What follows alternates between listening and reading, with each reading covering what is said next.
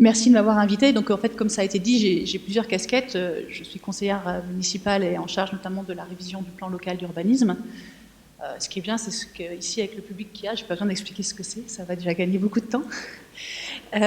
Et puis je suis aussi, par ailleurs, je suis chercheuse, je suis géographe à l'IRSTEA, Centre de recherche publique, mais je suis plutôt spécialisée dans les questions de gestion des ressources naturelles, et notamment de l'eau.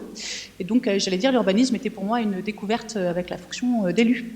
Donc aujourd'hui, je vais surtout vous parler, en fait, je vais faire un témoignage d'élu. Je vais très peu, ça va être un discours qui va peut-être, qui va prendre le contre-pied de ce que Stéphane Gruet a expliqué, mais qui pour moi a fait beaucoup d'écho. Donc merci beaucoup. Je pense que voilà, il y aura des résonances très fortes. Que moi, je vais vous le dire. De toute façon, je vais vous expliquer des choses très concrètes de qu'est-ce qu'on est en train de faire, avec sûrement pas encore beaucoup de recul, parce je suis encore complètement la tête dans le guidon. Ce soir, on fait notre deuxième débat sur le PADD et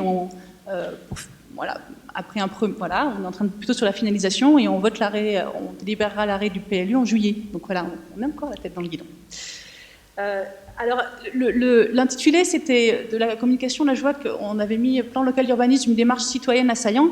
En fait, c'est pas vraiment ça. C'est plutôt comment on a impliqué des citoyens dans une démarche très institutionnelle, qui est la révision d'un plan local d'urbanisme. Très institutionnel, très normé, très codifié, etc. Et donc, c'est bien ça qu'il s'agit. Et donc, voilà aussi, je ne vais pas vous parler d'habitat participatif, mais on pourrait dire peut-être de urbanisme participatif ou fabrique urbaine participative, même si peut-être, si j'ai le temps, en conclusion, je dirais un mot sur l'habitat participatif dans ce cadre-là. Donc, bon, voilà, la grande originalité de la démarche qu'on a mis en œuvre à Saillant, et je ne sais pas si elle s'est reproduite déjà ailleurs en France, c'était justement cette volonté qui était liée au projet global de la municipalité d'associer très étroitement les habitants à l'ensemble du processus, c'est-à-dire à toutes les étapes de la révision d'un plan local d'urbanisme. Alors évidemment à la phase de diagnostic, mais j'allais dire ça, tout le monde le fait, mais jusqu'à l'écriture des règlements. Donc voilà, écriture d'une réglementation locale, et puis à un niveau d'association des habitants très élevé, dans l'échelle de la participation, par exemple, d'Einstein, c'est-à-dire que ne pas être seulement à un niveau d'information, de consultation ou même de concertation, comme le terme est utilisé dans les textes, mais être à un niveau de codécision, c'est-à-dire réellement faire les choix avec les habitants. Alors, je vais essayer de vous présenter un peu donc, la façon dont on a procédé. Évidemment, il n'y a pas beaucoup de temps, donc... et puis on n'est pas trop dans un format de questions-réponses, donc j'espère que ce ne sera pas trop condensé, que vous arriverez quand même à comprendre un peu ce qu'on a fait. Et puis, au regard de votre appel, je pensais faire un petit... d'abord, peut-être vous dire quelques premiers enseignements qu'on en tire, même si c'est encore à chaud, et puis peut-être faire un petit focus sur la question des changements de rôle et de posture et d'interrelation entre les différents acteurs impliqués. Qui me semblait que ça avait beaucoup remué des choses. Alors évidemment, une place plus centrale de l'habitant, mais ça avait re-questionné le rôle de l'élu, des urbanismes dans le bureau d'études, mais aussi des personnes publiques associées, donc de l'administration, voire des bailleurs, des promoteurs, etc., avec qui on est en interaction dans un plan local d'urbanisme. Ouais, voilà. Donc pour vous resituer le contexte, donc on l'a dit, 1300 habitants, donc c'est une petite ville.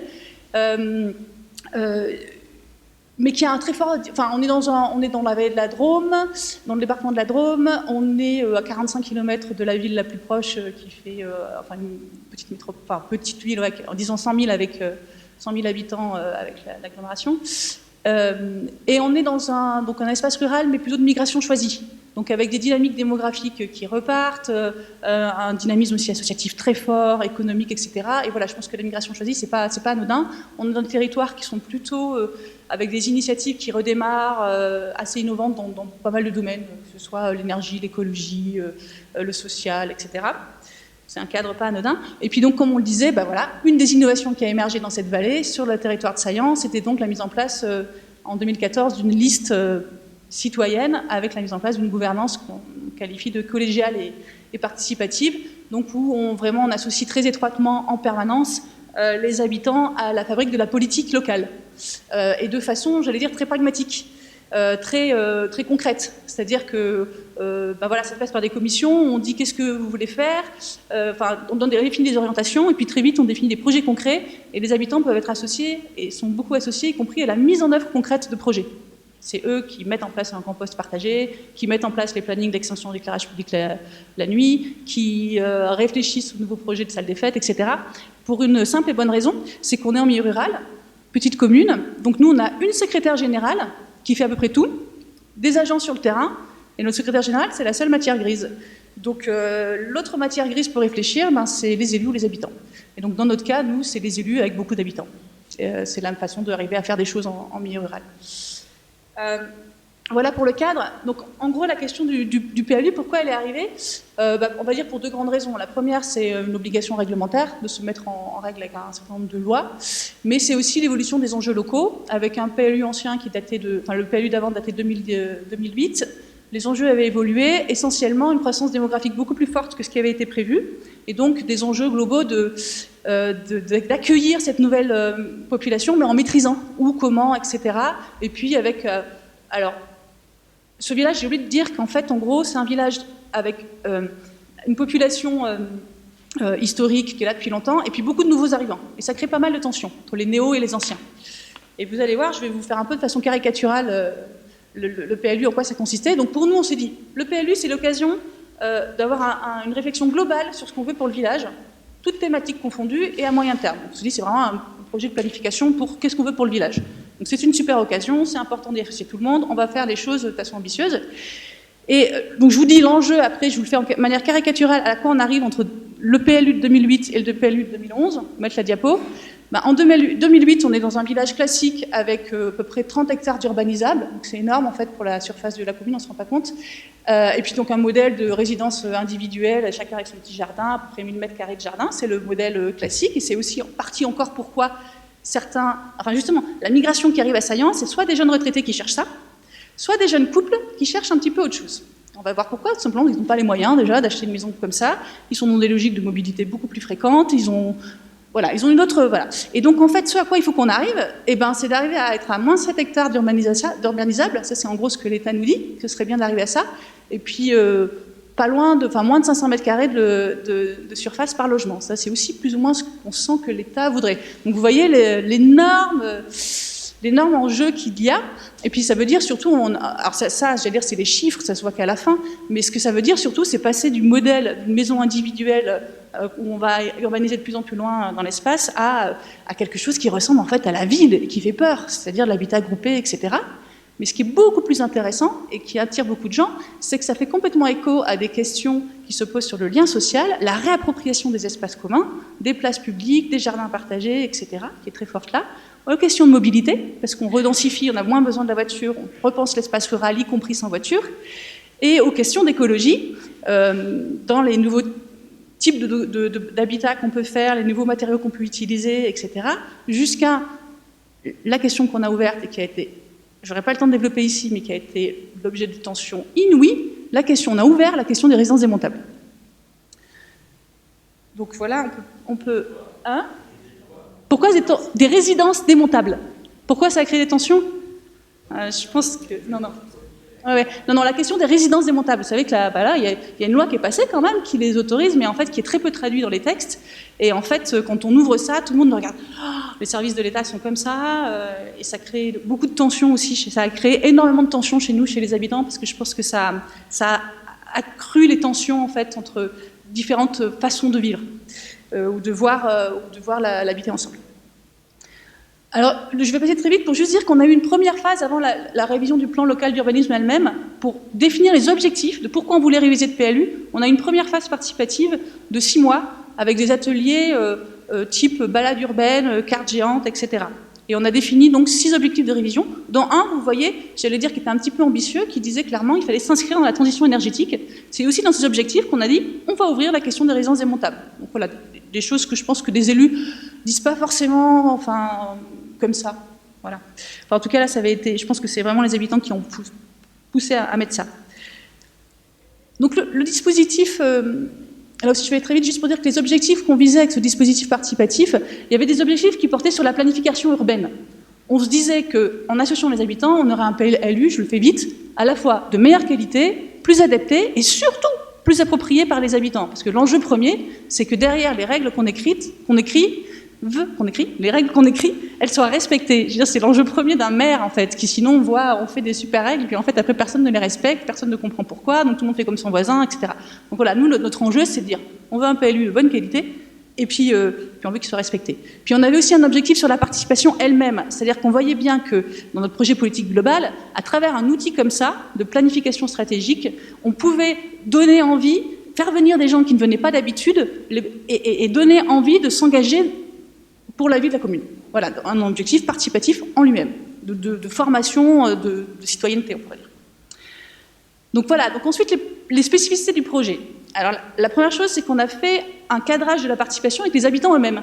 C'est-à-dire qu'on a demandé aux habitants eux-mêmes comment ils souhaitaient participer à la révision du plan local d'urbanisme, avec des choses très concrètes. Donc c'est vrai qu'ils nous ont dit, on veut des lieux délocalisés, on ne veut pas que ça se passe à la mairie, etc. On veut des trucs en extérieur, ils ont donné plein de choses. Ensuite, on a fonctionné globalement avec deux instances, enfin deux groupes. Alors, il y a le grand groupe, qui est tout le monde, et donc là où, en fait, on va proposer à, entre guillemets, tout le monde de faire des propositions, de réfléchir, de débattre, voire dans certains cas de prendre des décisions. Mais on voit bien qu'un PLU, en fait, c'est pas une décision, c'est plein de petites décisions, et c'est un truc très technique. Et donc, on a eu besoin de constituer un plus petit groupe qui va vraiment prendre les décisions finales et valider, en prenant toute la matière, travailler avec tout le monde. Ce petit groupe, on l'a appelé groupe de pilotage citoyen, et on a choisi de le faire sur le format des panels citoyens, donc c'est-à-dire des habitants tirés au sort. Pourquoi ? Eh ben, pour élargir cette fameuse base, c'est-à-dire pour aller chercher les gens qui ne seraient jamais venus sinon.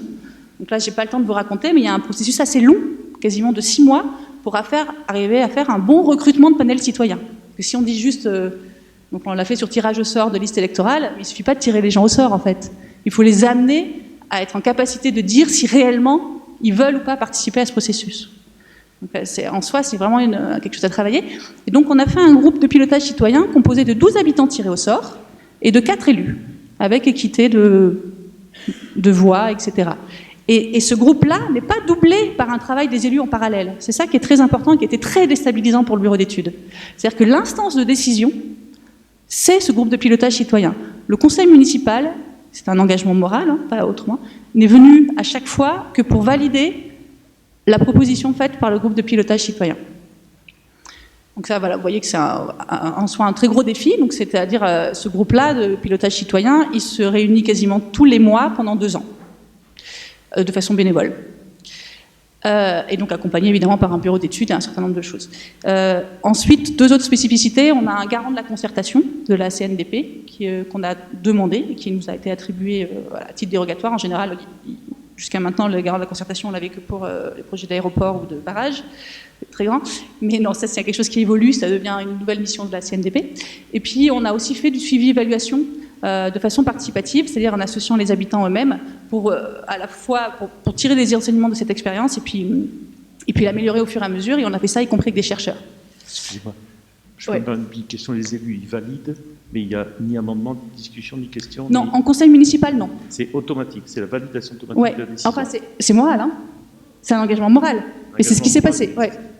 Là, ce soir, par exemple, on a notre second débat sur le PADD. Notre engagement donc, du conseil municipal, c'est de ne pas retoucher le texte. Mais vous avez bien compris que dans le groupe de pilotage citoyen, il y a 4 élus. Et ces 4 élus-là portent la voix de l'équipe municipale. Mais ils sont 4 sur 16. Mais je peux tout de suite vous dire un des effets. En fait, c'est quelque chose qui est très... ou peut-être je le dirai après, mais... je vous le dis tout de suite, après je vais oublier. C'est à la fois... à certains moments, ça a été très rassurant pour les élus. Ils ne décident pas tout seuls, c'est la population. On peut se réfugier derrière l'avis de la population. Et à la fois, ça a été très traumatisant parce que, finalement, c'est quand même des élus qui portent une décision qu'ils n'ont pas prise. Et donc ça, on en parlera, c'est le gros portage politique nécessaire et la grosse prise de risque nécessaire des élus qui parfois confine au conflit de valeurs potentiels de certains élus. Et nous, a pu amener certains élus à se poser la question de démission, parce que c'est très fort. C'est-à-dire que si, en fait, on s'est engagé à accepter la décision prise par le dispositif participatif en croyant à la vertu de la participation, mais parfois ça peut rentrer à des conflits internes forts des élus eux-mêmes, et même du groupe de pilotage citoyen. Alors là, du coup, c'est juste le schéma pour vous montrer en gros comment élaborer le projet de PLU. Les deux gros paquets, c'est ce que je vous disais, les réunions publiques, et il y en a eu il y en a eu une vingtaine grands publics sur 2 ans, plus des publics spécifiques comme les écoles, etc. Le groupe de pilotage citoyen, il va arriver à la fin du processus à peu près une 30aine de réunions au total, le conseil municipal qui valide, et puis après on est accompagné, c'est-à-dire d'un point de vue technique, comme d'habitude, par un bureau d'études avec un certain nombre de spécialistes, les personnes publiques associées, et puis je vous disais donc 2 instances de veille.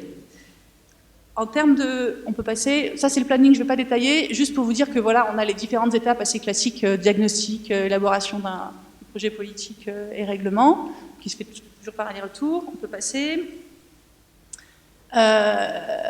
Oui, voilà. Donc là, c'était les chiffres, mais je vous les ai dit. À peu près 20 ateliers participatifs, 22 réunions. Donc ça, c'est des chiffres, ils n'ont pas été actualisés sur la fin, mais globalement, on a 1300 habitants, 384 participants différents sont venus à un moment ou à un autre. Donc c'est un taux très élevé, sachant que certains ne sont venus qu'une fois. Il est beaucoup plus élevé maintenant, parce qu'on a fait un gros débat public après le 15 avril. Mais enfin, bon, voilà. Et puis, ne pas oublier qu'il y a beaucoup de personnes extérieures aussi qui ont été conviées à ce PLU en tant qu'experts pour amener des trucs. Enfin, on a fait beaucoup d'ateliers du type café d'urbanisme, où en fait, l'enjeu était quand même beaucoup d'amener de l'information pour que les habitants soient en capacité de faire des propositions. Donc il y a eu beaucoup d'expertise extérieure amenée. 5 minutes. Alors ça, je ne sais pas si je vais détailler, mais c'était globalement pour vous, je voulais juste, je me suis dit, comment est-ce que je peux vous illustrer comment ça se passe concrètement, parce que je vous ai quand même annoncé au départ en disant, les habitants décident, alors comment ça se passe concrètement sur une décision. Donc si on prend par exemple la décision la plus importante qui a été prise, qui est en fait le scénario d'urbanisation, c'est de se dire combien d'hectares on urbanise et où on les urbanise, sachant qu'on avait l'enjeu de réduire très drastiquement l'espace qui était actuellement ouvert. Ben ça, en fait, on l'a fait avec des allers-retours, comme je vous disais, tout le temps entre grands groupes et petits groupes. Donc on a commencé par demander à tous les habitants de travailler sur les scénarios d'urbanisation, sans chiffrage, mais globalement ce qu'on voulait. C'est-à-dire, et donc là sont sorties des choses comme l'importance de recentrer l'urbanisation pour avoir une mobilité douce, vous voyez, ce genre de choses. Ensuite, ce travail-là est passé dans les mains du BE, on peut passer, appliquer, voilà, entre les mains du BE et du groupe de pilotage citoyen, qui est là et allait opérationnaliser des décisions, à commencer à avancer des chiffres et des critères de choix.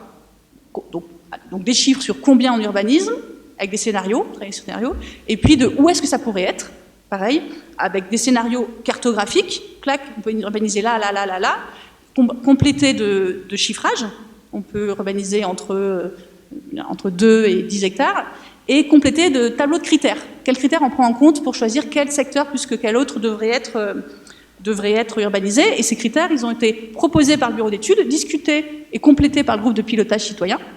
Cette matière-là, le groupe de pilotage citoyen, donc il a fait un premier schéma en disant, voilà, nous, il nous semble pertinent peut-être, il y a ces 12 espaces pour entre 4 et 6,5 hectares qui nous semblent pertinents. Ça, on le porte devant toute la population. La population a fait un atelier où ils ont travaillé sur leur propre scénario. Et ils ont fait une hiérarchisation argumentée en disant ça nous semble 5 secteurs, ces 5 secteurs-là, pour un total de 5,5, nous paraissent cohérents. Cette matière-là a été reportée devant le groupe de pilotage citoyen, qui a redébattu, qui a vu s'il y avait des autres arguments, etc., et qui a fini par prendre une décision. Et donc là, c'est intéressant, ils ont travaillé sur leurs propres règles de décision, ce groupe, et ils s'étaient dit, d'abord on essaie par consensus. Consensus, tout le monde est d'accord. Après, on essaie par consentement. S'il y en a un qui n'est pas d'accord, il fait une contre-proposition, et si cette contre-proposition, tout le monde est d'accord, on la prend. Si ça ne marche pas, on refait une contre-proposition, etc. Le consentement, ça peut durer des plombes. Donc c'était dit, au bout de 3 fois, si au consentement, on n'y arrive pas, on passera à la forme la moins satisfaisante pour tout le monde, qui est le vote. Et le vote, on le décalera d'une session, pour laisser vraiment à tout le monde le temps de mûrir. Donc sur cette question-là, ils ne sont pas arrivés au consensus. Ils sont arrivés au vote, et ce qui est tout à fait logique. J'ai oublié de rajouter qu'entre-temps, il y a eu des allers-retours, donc il y a eu un débat public sur la même question. Et dans le débat public, il est ressorti la même chose, c'est-à-dire que les gens n'étaient fondamentalement pas d'accord. Certains trouvaient que 6,5 hectares et 5 secteurs, c'était pas assez d'urbanisation, et d'autres trouvaient que c'était déjà beaucoup trop. Donc ça a mis en évidence, avec une série d'arguments, que la population était foncièrement divisée sur cette question, comme sur d'autres. Mais donc au final, par contre, ce qui est sûr, c'est qu'il y a eu un compromis de décider, et qui a été, là encore une fois, je reviens à l'histoire des élus. Moi, je me rappelle très bien d'un élu qui m'a dit « Ah, chouette, les habitants, enfin, en gros, parce que, voilà, cette décision qui a dû être extrêmement difficile, elle a été finalement, on partage la responsabilité de l'avoir prise, et elle est là où elle est, voilà, et tout le monde est sensibilisé, tout le monde a bien vu la mécanique, et on peut espérer qu'elle sera plus appropriée par les gens par la suite pour la respecter, notamment. Voilà, on peut passer. Alors, donc après, ce que j'ai redit, il y a l'autre mécanique, c'est-à-dire qu'une fois qu'on a décidé des secteurs, c'est reparti en travail en atelier public pour travailler sur l'aménagement de ces secteurs. Et l'aménagement de ces secteurs, évidemment, on fait aussi des allers-retours. Alors cette fois-ci, c'est la mairie qui s'en est occupée, avec les propriétaires des terrains, avec les bailleurs sociaux, avec les promoteurs, parce qu'on voit bien que l'énorme enjeu, et que tous les habitants ont bien saisi, c'est que ces secteurs qu'on vise, ils soient réellement urbanisés. Et réellement urbanisés de façon dense, avec une nouvelle façon de penser l'urbanisation du village, qui donc du coup mérite de vraiment la négocier et l'envisager avant. Donc beaucoup d'allers-retours avec ces personnes-là, puis on peut finir, et donc à la fin, ce que je vous disais, vote au conseil municipal. Alors on peut passer à la diapo, on voit juste là des exemples des documents de travail qui ont été utilisés. Donc il y a eu des maquettes, il y a eu des fiches de critères, etc. pour arriver au résultat final. Je vous disais les 5 secteurs, je n'ai pas eu le temps de détailler, mais ils ont aussi travaillé sur les types de logements qu'ils voulaient, habitat mixte, individuel, etc. Comment on mettait une variété qui pouvait répondre aux différentes trajectoires de vie, à différentes compositions de la population, le pourcentage de logement social, tout ça a été travaillé. Alors, bon, j'ai trop de temps en fait. Si, 2 minutes juste pour... bon, la plus-value citoyenne dans cette histoire, elle est où? Alors, elle est, mais ça vous le savez déjà, elle est dans la valorisation des savoirs et des expertises locales. Donc, on a des cartes de cheminement pour des emplacements réservés, super précises, probablement très appropriées aux usages quotidiens, etc. On a eu aussi un très gros apport d'expertise qu'un bureau d'études n'aurait jamais eu les moyens de faire et que la mairie n'avait pas eu le moyen de payer, c'est qu'on a un guide de bonnes pratiques en matière énergétique, parce qu'on a des gens spécialisés d'énergie qui sont allés rencontrer eux-mêmes des spécialistes, etc. Donc ils ont produit de la réelle matière qui va être annexée au PLU. On a un énorme travail qui a été fait sur la préservation des cabanons, etc. Et puis l'autre très gros travail, plus-value citoyenne, c'est qu'en fait, les habitants font de l'arpentage de textes. C'est-à-dire qu'ils lisent collectivement les règlements. Et en fait, ils ne laissent rien passer au bureau d'études qui ne soit pas compréhensible, ou qui n'ait pas de sens, qui ne soit pas expliqué, etc. Donc là, voilà, une très grosse plus-value en amont, parce qu'on sait très bien qu'un règlement... et donc ils ont imposé au bureau d'études d'avoir des schémas partout, des schémas, des dessins, enfin, qu'on comprenne. Voilà. Et puis, on peut passer à la diapo d'après. Mais ça, je pense que j'ai pas le temps. Peut-être qu'on reviendra à la discussion, mais c'est comment ça change les rôles de chacun, en fait. Donc, les habitants qui se responsabilisent, qui s'autonomisent, voilà, qui s'approprient la décision. Le bureau d'études qui doit faire un travail phénoménal de pédagogie, de traduction en permanence, dans un sens et dans l'autre. Et la collectivité locale et le bureau d'études ensemble, qui doivent faire un truc complètement fou aussi dans un PLU, c'est arriver à distinguer ce qui mérite discussion, ce qui est réellement une décision, et ce qui mérite discussion avec tout le monde, ou ce qui n'est que, entre guillemets, de la technique. Et c'est pas du tout évident, en fait. C'est un vrai travail en soi. Donc ça a été un énorme travail. Juste dire que sur les personnes publiques associées, le gros frein qu'on a eu avec l'administration, c'est lequel? C'est qu'en fait, pour faire ce travail avec les habitants, on a besoin de transparence sur les règles initiales, les contraintes initiales. Et ça, les services de l'État, ils sont pas habitués. Ils sont habitués à les donner dans un porté à connaissance aux mairies, qui est des fois flou, avec des doctrines qu'en fait il faut deviner entre les lignes, et ils ne sont pas du tout prêts. Enfin, donc nous on a écrit des lettres au préfet, en ce sens, avec le garant de la concertation de la CNDP, on demandait au préfet, faites venir quelqu'un de vos services de l'État pour expliquer clairement aux habitants ce qui est la marge de manœuvre de Saillant, en termes d'urbanisation et de densité, etc. Donc ça c'était une grosse difficulté. Voilà, et puis un travail avec les bailleurs... Enfin, avec les personnes publiques associées, ce qui veut dire, c'est qu'il y en a certains qui sont prêts à faire de la co-construction, d'autres, c'est pas du tout encore dans les... Mais il y en a certains, oui. Avec les ABF, par exemple, on a pu faire travailler en parallèle. Voilà, et ben voilà, on peut passer, tant pis pour les bailleurs, et ça, j'aurais pas le temps non plus de le dire, mais je l'ai dit globalement, un seul truc sur tous les effets, les conditions, etc., tant pis, j'ai pas le temps, mais un seul truc qui est intéressant, c'est la question, parce que ça répond, d'ailleurs c'est mal rédigé ici, mais ça répond à la question des communs. C'est-à-dire que nous, ce qui est beaucoup revenu, c'est cette question du sens. À la fois, alors justement, il y a écrit, et là j'ai écrit comment construire une vision commune. En fait, c'est pas ça. C'est comment, à partir de différentes visions, construire un projet commun qui est plutôt objet de compromis. Donc là, je vous l'ai dit, nous, ce qu'on a choisi, c'est l'histoire petit groupe, grand groupe. Mais ça ne dit pas, c'est-à-dire qu'au final, nous, notre choix, ça a été que le projet collectif soit quand même porté par ce petit groupe.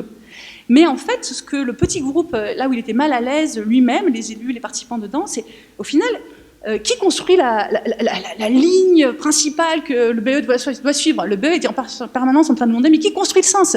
Et en fait, nous, l'idée, c'était, non, il n'y a pas les élus qui vont dire le sens. Là, en fait, le sens, on le construit petit à petit, un peu comme l'histoire des maisons qu'on colle, etc., et qui doivent à la fin donner une vision commune. Donc ça, c'est la manière dont on a décidé de le faire. Ça a marché à peu près. Après, il y a une autre question, c'est qui c'est qui porte ce récit? Et en fait, il faut qu'il soit porté, il faut qu'il y ait un récit, sinon on voit bien que ça ne marche pas. Là, le portage du récit, nous, on aurait aimé que ce soit ce petit groupe de pilotage citoyen. En fait, c'était impossible pour eux. C'était beaucoup trop compliqué ce qu'on leur demandait, etc. Et au final, c'est les élus qui l'ont porté, avec certaines quand même difficultés, comme je vous disais, de porter un récit dans lequel on n'est pas forcément, on ne croit pas forcément, c'est pas nous qui l'avons conçu. Voilà.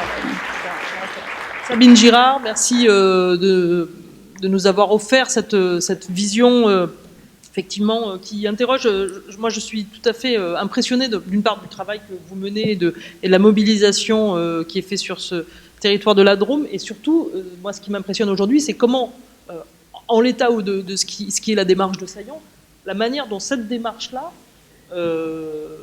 est en train de se diffuser de manière considérable. Il se trouve que j'étais samedi en train d'animer un débat à Paris, et je me retrouve face à un collectif citoyen parisien qui dit « Nous, on voudrait pouvoir mettre en place la démarche de Saillant ». Alors, vous voyez les échelles.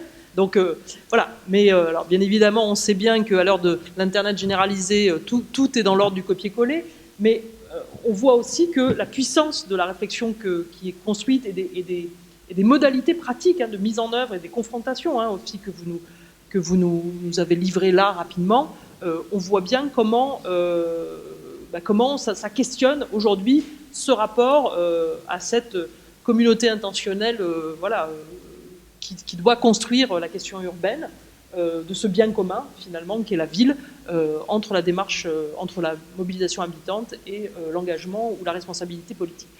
S'il vous plaît... une petite question. Alors, juste une question de... Voilà, parce qu'après, on aura un temps de débat. Voilà. Combien ça coûtait et qui a payé?